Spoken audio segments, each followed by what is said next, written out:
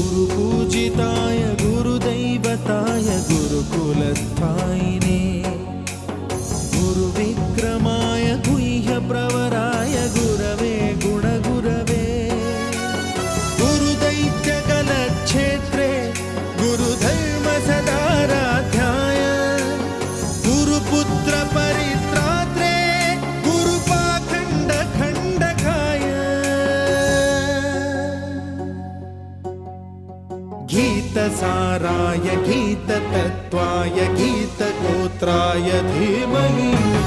गूढगुल्फाय गन्धमत्ताय गोजयप्रदाय धीमहि